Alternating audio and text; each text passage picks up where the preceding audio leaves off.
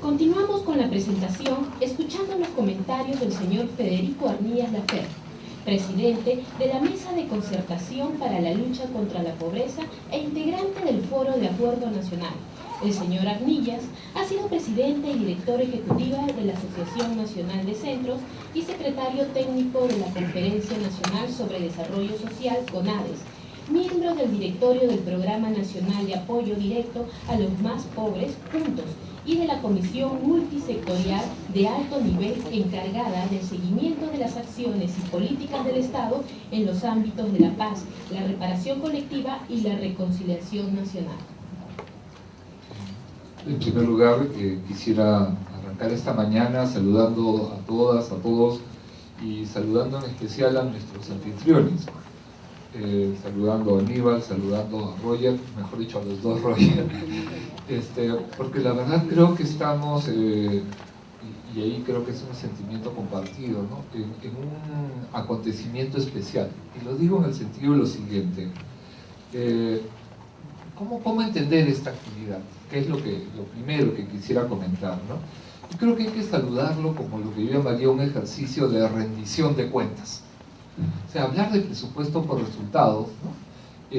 Supone todo un ciclo, y un componente muy importante del ciclo del presupuesto por resultado es algo que estamos haciendo ahora. O sea, rendir cuentas de qué es lo que hemos hecho en un ciclo de ejecución del presupuesto por resultado.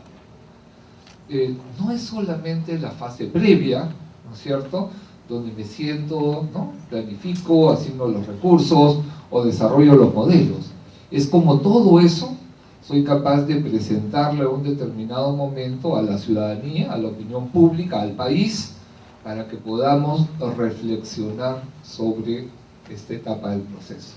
Y entonces el presupuesto por resultados se convierte en un momento para dialogar y para aprender. Y yo creo que eso es lo primero que quisiera subrayar. Porque si la información quedara en las computadoras del INEI, ¿no es cierto?, o en los archivos del MEF, ¿de qué nos serviría toda esa información? Señor Federico Arnillas, jefe. De nada. Porque los gestores, los que están vinculados a que estos resultados se logren, no están exactamente ni en el INEI ni en el MEF, ¿no es cierto? Los gestores están en el Ministerio de Salud, en las direcciones regionales, ¿no es cierto?, en los equipos técnicos, están en la sociedad, en las organizaciones de mujeres, ¿no?, que tienen que discutir, que tienen que ver cuáles son sus problemas de su comunidad y tienen que convertirse en actores del proceso. Y esa dimensión es la primera que me parecía importante. Y ojalá entonces que esta dimensión de esta actividad, que además es seguida por internet, ¿no es cierto?, en diversas regiones del país, abra un proceso de reflexión más sistemático, ¿no?, de qué estamos haciendo para mejorar la calidad de vida de nuestras ciudadanas y de nuestros ciudadanos. Y que se genere ese diálogo entre el actor social y el actor institucional. El actor social que tiene que ver, ¿no?, como ciudadano o ciudadana, que es el que tiene el derecho, porque de eso estamos hablando, ¿no es cierto?, el derecho de ser atendido por el Estado, y quienes tienen la responsabilidad pública de garantizar ese derecho. Y creo que ese es un núcleo sustantivo, y me parece que es un punto clave a subrayar. Y entonces, al saludar ese ejercicio de rendición de cuentas, quiero destacar algunas de las herramientas que lo están haciendo posible. Por ejemplo, estamos en febrero, ¿no es cierto?, y ya tenemos los datos de la ETES. Y entonces, esto es un elemento bien importante, porque lo que nos está diciendo eso es que podemos tener una herramienta que de manera más cotidiana al ejercicio de la gestión nos esté alimentando con información. Y tener la información del 2010 ahora en febrero va a ser clave, ¿no es cierto?, porque con esa información podemos proyectar mejor lo que vamos a hacer el 2012, que justo estamos arrancando el proceso, como se nos ha recordado, de formulación del presupuesto. Y entonces, en lugar de arrancar a ciegas, arrancamos con datos. Sabemos qué regiones están mejorando, qué regiones, ¿no?, se nos están quedando y qué regiones están empeorando para este paquete de indicadores. Y entonces habrá que mirar desde ese enfoque de resultados, desde ese enfoque, permítame subrayar, un enfoque de derechos, porque eso es lo que está detrás del resultado. Es el derecho de la persona, ¿no es cierto?, a desarrollar plenamente sus capacidades, a no morirse por un embarazo, ¿no es cierto?, o a no morirse, ¿no?, en los primeros días de haber nacido. Y entonces, desde esa perspectiva, entonces, entramos, ¿no?, a discutir cómo deberíamos actuar en el futuro.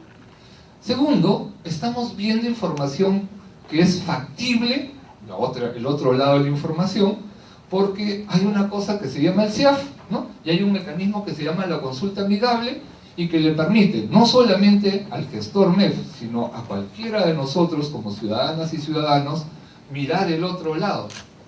Podemos ver qué resultados se están logrando y por el otro lado qué recursos estamos asignando. Y en ese diálogo entre resultados y recursos está la base de la discusión, de eficacia o de eficiencia, ¿no es cierto?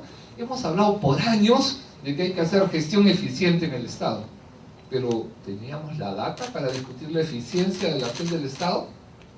No, porque no teníamos cómo vincular el gasto público a los resultados. Entonces la eficiencia agregada no es tal, es simplemente, ¿no?, si gasto más o gasto menos, y no queda claro dónde recorto, ¿no es cierto?, qué efectos está teniendo en la calidad de vida de la gente. Y si hago un recorte plano, por ejemplo, del gasto y resulta que en salud, ¿no?, me tiro el gasto en medicamentos, ya sabemos lo que pasa, ¿no es cierto? Entonces, la discusión sobre eficiencia es una discusión que recién vamos a poder empezar a ver al mirar cada servicio en términos de qué se está logrando con los recursos, después de discutir la eficacia de lo que estamos haciendo con la intervención. Y creo que estamos abriendo un diálogo entre interlocutores múltiples, y esta es la tercera cosa que me parece clave. Lograr esos resultados supone un diálogo con quienes son los beneficiarios de esos servicios. Y supone, como se ha dicho, y Roger Díaz lo señaló en su intervención, supone un respaldo político a los resultados que se quieren lograr. Entonces, mis primeras lecciones es la importancia de contar con información y la importancia de ponerla en conocimiento de los actores para tomar decisiones. Porque las decisiones que hay que tomar involucran a muchos actores. Y esa es una cosa que no se ha mencionado explícitamente, pero que hay que relevar. El Perú está en un proceso de descentralización. Es un proceso en el cual hay 3 niveles de gobierno involucrados en el proceso. Que hay gobierno nacional, que hay gobiernos regionales y que hay gobiernos locales. Cuando uno mira, por ejemplo, la asignación de los recursos en la lógica de presupuesto por resultados, encuentra que hay recursos asignados en el gobierno regional y en el gobierno nacional, pero no encuentra recursos asignados con esa misma lógica en el gobierno local. Y entonces ahí hay un diálogo que hay que producir con los actores del gobierno local. ¿Quién es el responsable en el marco normativo vigente del agua en el distrito o en la provincia? El municipio. Y si el agua es un factor clave, o los servicios de saneamiento son un factor clave para la calidad de vida de la gente en la localidad, entonces ahí tenemos, ¿no es cierto?, una dimensión que hay que incorporar. Hubo un paso muy importante, por ejemplo, en el presupuesto del año pasado, con resistencias, ¿no? Pero se pusieron 1.300 millones de soles en un fondo para los gobiernos locales en función de lograr resultados en algunas áreas. Creo que va a ser muy interesante poder hacer una evaluación de qué ha pasado con eso, cuánto eso está dinamizando la acción de los gobiernos locales y cómo se está generando una sinergia en ese proceso. Desde la perspectiva de la lucha contra la pobreza, el problema principal en el Perú ha sido el de la ineficacia del Estado.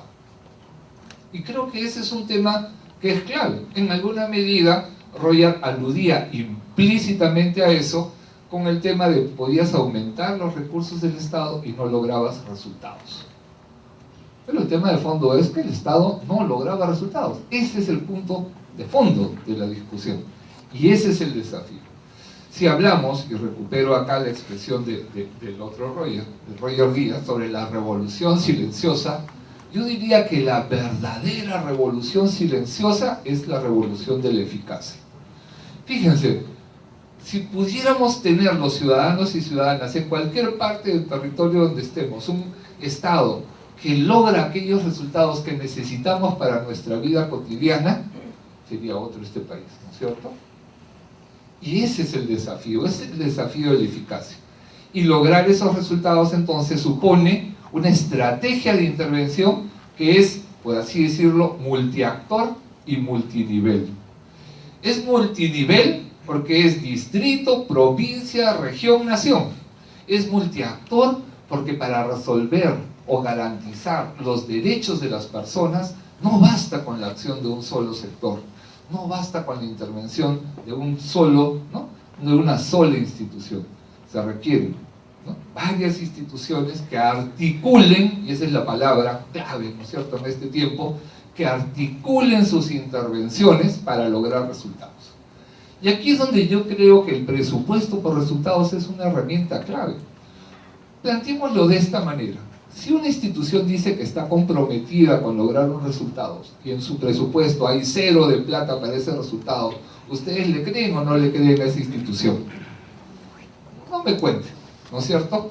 Creo que tenemos la misma impresión, que es poco probable que una institución logre un resultado, ¿no?, si es que no tiene plata asignada. Pero, como hemos dicho, no basta de una sola institución. Requerimos el esfuerzo de todas las instituciones.